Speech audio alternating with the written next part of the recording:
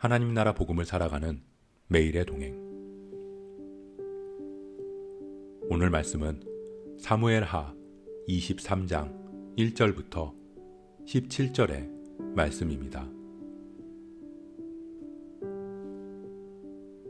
이는 다윗의 마지막 말이라. 이새의 아들 다윗이 말하며 높이 세워진 자, 야곱의 하나님께로부터 기름 부음 받은 자, 이스라엘의 노래 잘하는 자가 말하노라. 여호와의 영이 나를 통하여 말씀하시며 그의 말씀이 내 혀에 있도다. 이스라엘의 하나님이 말씀하시며 이스라엘의 반석이 내게 이르시기를 사람을 공의로 다스리는 자, 하나님을 경외함으로 다스리는 자여. 그는 돋는 해의 아침빛 같고 구름 없는 아침 같고 비 내린 후에 광선으로 땅에서 우미 돋는 새풀 같으니라 하시도다. 내 집이 하나님 앞에 이같지 아니하냐. 하나님이 나와 더불어 영원한 언약을 세우사 만사에 구비하고 견고하게 하셨으니 나의 모든 구원과 나의 모든 소원을 어찌 이루지 아니하시랴.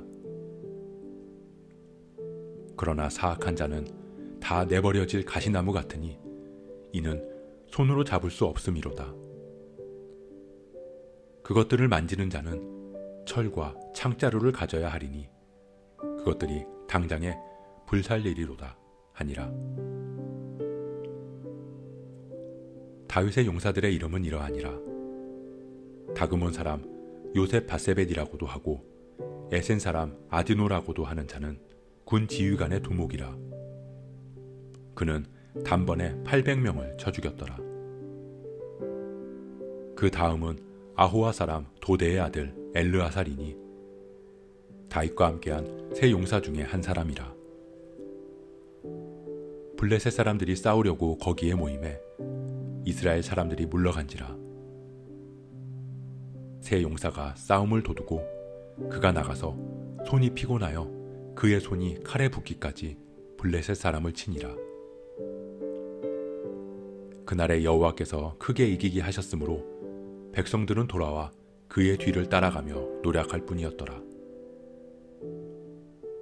그 다음은 하랄 사람 아게의 아들 삼마라. 블레셋 사람들이 사기가 올라 거기 녹두나무가 가득한 한쪽 밭에 모임에 백성들은 블레셋 사람들 앞에서 도망하되 그는 그 밭 가운데 서서 막아 블레셋 사람들을 친지라. 여호와께서 큰 구원을 이루시니라. 또 30두목 중 3사람이 곡식 뺄 때에 아둘람 굴에 내려가 다윗에게 나아갔는데 때에 블레셋 사람의 한 무리가 르바임 골짜기에 진쳤더라.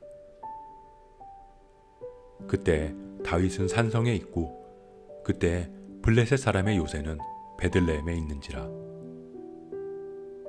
다윗이 소원하여 이르되 베들레헴 성문 곁 우물물을 누가 내게 마시게 할까 하매 세 용사가 블레셋 사람의 진영을 돌파하고 지나가서 베들레헴 성문 곁 우물물을 길어가지고 다윗에게로 왔으나 다윗이 마시기를 기뻐하지 아니하고 그 물을 여호와께 부어드리며 이르되 여호와여, 내가 나를 위하여 결단코 이런 일을 하지 아니하리이다.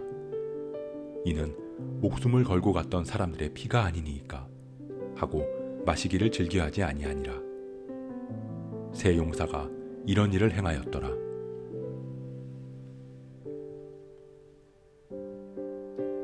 한동안 유언장을 써보는 프로그램이 유행했던 적이 있었습니다. 나의 배우자에게, 나의 자녀, 가족에게 하고 싶은 이야기, 전해야 할 말들을 미리 작성해 봄으로써 나에게 무엇이 가장 중요한지를 생각해 볼 수 있는 시간을 갖는 것이었습니다. 오늘 말씀은 다윗의 마지막 말이라고 기록하고 있습니다. 즉, 다윗의 유언과도 같은 말인 것입니다. 유언장은 이런저런 이야기를 구구절절 기록하지 않습니다. 정말 중요한 내용들, 정말 전해야 할 내용들을 간결하고 정확하게 기록해야 합니다. 다윗은 자신의 마지막 말을 하면서 하나님께서 자신에게 하신 말씀, 공의로 다스리고 하나님을 경외함으로 다스리라는 말을 통해 가장 중요한 하나를 강조하고 있습니다. 그것은 바로 하나님을 경외하라는 말입니다.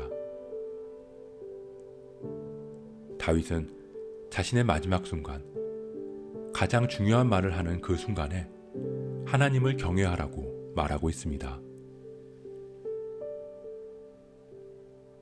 하나님을 경외하는 사람은 아침을 비추는 빛같이 생명력을 주시고 영원한 언약을 세우시고 모든 구원을 이루신다고 고백합니다. 그리고 하나님을 경외하는 사람과 대조적으로 사악한 자에 대해 이야기하면서 그는 모래처럼 손으로 잡을 수 없는 것들을 움켜쥐는 것 같다고 이야기합니다.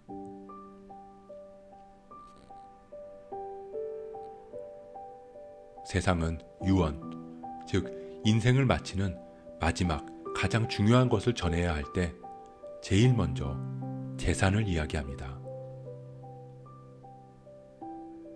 재산을 누구에게 어떤 방식으로 분배하느냐를 가장 중요하게 기록합니다. 그리고 그 유언장의 법적인 효력을 놓고 후손들은 다툼을 벌이기도 합니다. 이 땅에서 한 평생을 살면서 이루었고 후손에게 전할 가장 중요한 것이 돈이 되어버렸습니다. 하지만 다윗은 자신의 마지막 말에 자신의 업적을 이야기하지 않습니다. 자신의 재산을 이야기하지도 않습니다. 이스라엘 왕위에 대한 이야기도 하지 않습니다. 그는 인생에서 가장 중요한 말을 전합니다. 하나님을 경외하라. 다윗은 일평생 겸손하게 하나님을 의지하며 하나님과 동행했습니다. 그는 사울 왕에게 쫓겨 광야 동굴에서 숨어 지냈습니다.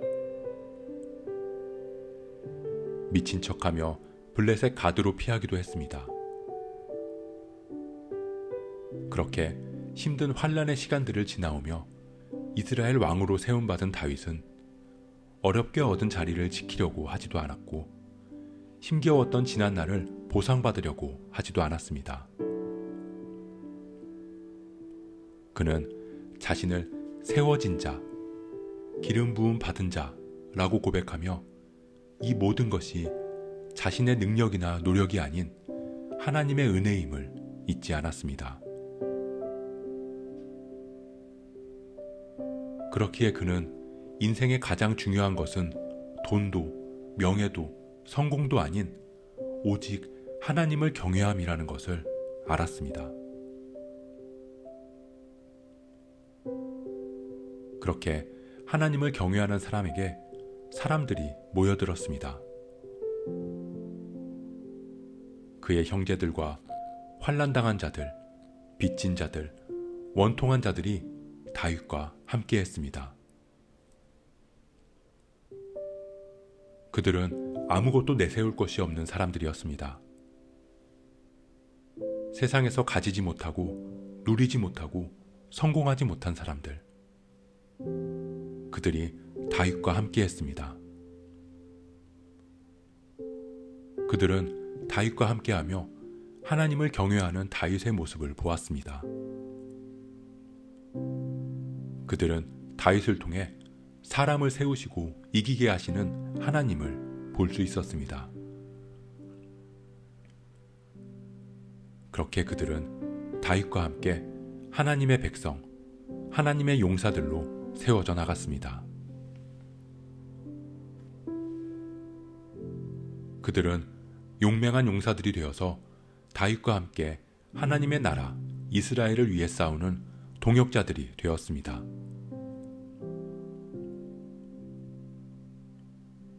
사람들은 하나님과 함께하는 사람을 통해 하나님을 경험합니다. 그리고 하나님과 함께하는 사람으로 세워져 나가고, 그렇게 하나님과 함께하는 사람들이 모여 하나님의 나라의 동역자가 됩니다. 이 모든 것은 다윗의 노력도, 다윗의 공로도 아니었습니다. 이 모든 것은 다 하나님의 은혜였습니다.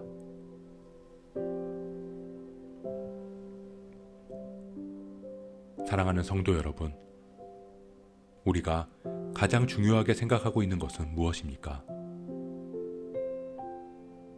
우리의 인생의 마지막에 자녀에게 또는 가족들에게 남길 가장 중요한 것은 무엇입니까? 우리가 마지막에 남기는 말 한마디가 우리의 인생을 축약하는 한마디일 것입니다. 평생을 돈을 위해 살아왔다면 마지막에 돈에 대한 당부를 할 것이고, 평생을 성공을 위해 살아왔다면 마지막에 자신의 업적과 성공을 말하게 될 것입니다. 그리고 우리가 평생 하나님을 경외하며 살았다면 우리는 가장 중요한 마지막 말을 남기는 그 순간에 하나님을 경외하라는 이야기를 하게 될 것입니다.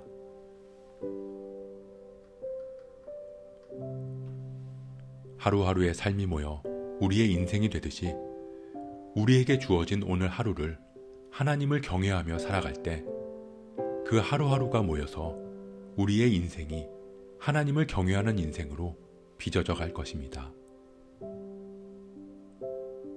그렇게 우리의 오늘도 하나님 기뻐하시는 하루가 되길 소원합니다. 하나님을 경외하는 우리의 인생을 통해 동역자들이 모이고 함께 하나님의 나라를 이루어가며 하나님 나라의 백성으로 살아갈 수 있는 은혜가 넘치는 저와 여러분 되시길 주님의 이름으로 축복합니다.